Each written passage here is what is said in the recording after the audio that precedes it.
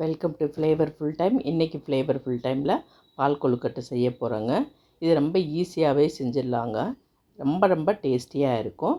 கண்டிப்பாக நீங்கள் ட்ரை பண்ணி பாருங்கள். இந்த வீடியோவை முழுசாக பாருங்கள், எப்படி செய்கிறதுன்னு தெரிஞ்சுக்கலாம். அதுக்கு நான் ஒரு 3/4 கப்புக்கு அரிசி மாவு எடுத்து வச்சுருக்கேங்க. 1 கப்பு வெல்லம் எடுத்து வச்சுருக்கேன். பால் 1 டம்ளர் எடுத்து வச்சுருக்கேன். ஒரு அரை கப்புக்கு தேங்காய் சின்ன சின்ன பல்லாக கட் பண்ணி எடுத்து வச்சுருக்கேன். ஃபஸ்ட்டு இந்த வெல்லத்தை கொஞ்சமாக தண்ணி விட்டு கரைச்சி எடுத்துக்கலாம். ஏன்னா மண் இது இருக்குங்கிறதுக்காக கரைச்சி எடுத்துக்கலாங்க. உங்களுக்கு இன்னும் ஸ்வீட் கம்மியாக வேணும்னாக்கா 3/4 கப்பு அரிசி மாவு எடுத்துருக்கேன் பாருங்கள், அதே அளவுக்கு வெல்லமும் எடுத்துக்கோங்க, உங்கள் விருப்பம்தான். இப்போ அரிசி மாவு பாத்திரத்தில் போட்டுட்டு ஒரு பிஞ்சு மட்டும் உப்பு போட்டுக்கோங்க. தண்ணி நிறையா விட்டுடாதீங்க. சப்பாத்தி மாவு பதத்துக்கு பிசைஞ்சுக்கணும். கொஞ்சம் கொஞ்சமாக தண்ணி விட்டு பிசைஞ்சுக்கோங்க.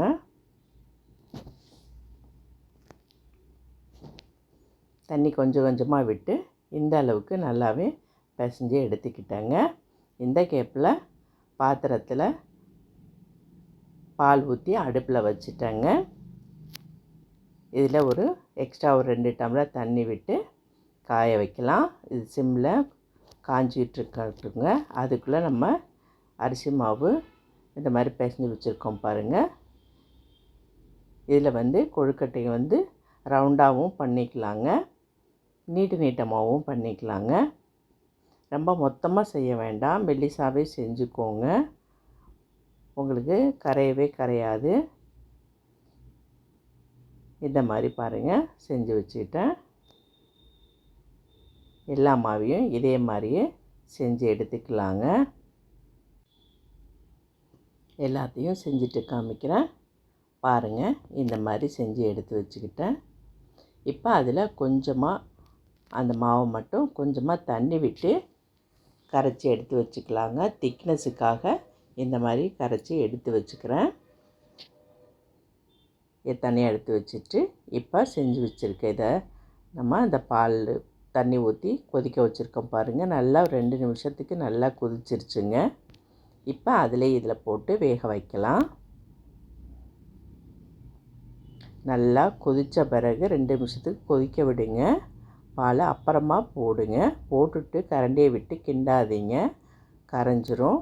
ஒரு 2 நிமிஷத்துக்கு அப்படியே மீடியம் ஃப்ளேமில் வச்சு கொதிக்க விடுங்க. பாலுங்கிறதுனால உங்களுக்கு பொங்கி வரும். அதனால் நீங்கள் கரண்டியை எப்படி திருப்பி வச்சு மேலாப்பில் இப்படி பண்ணி விடுங்க. கரண்டியை உள்ளே விட வேண்டாம். ஒரு 2 நிமிஷம் கழித்து அப்புறமா கிண்டி விடலாங்க. ஏன்னா ஓரளவுக்கு வெந்துடும். அப்பப்போ பொங்கி வரும்போது கரண்டியால் இப்படியே பண்ணி விட்டேன். இப்போ பாருங்கள், கரண்டியை நல்லா உள்ளே விட்டு எடுத்து பார்க்குறேன். நல்லாவே வெந்துருச்சு பாருங்கள்.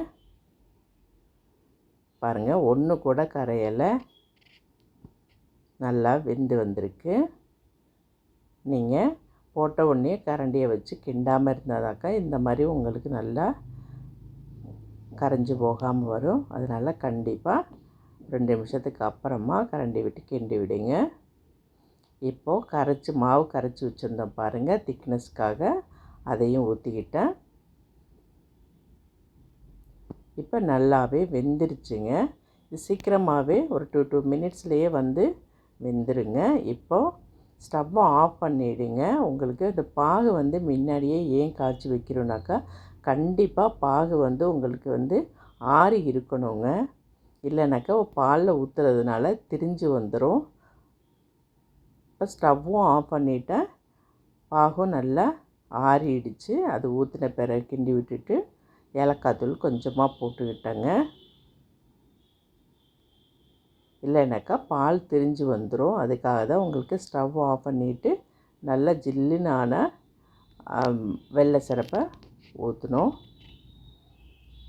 இப்போது கடாயில் கொஞ்சமாக நெய் விட்டு இதில் தேங்காய் எடுத்து வச்சுருந்தோம் பாருங்கள், இதை வறுத்து போடலாம்.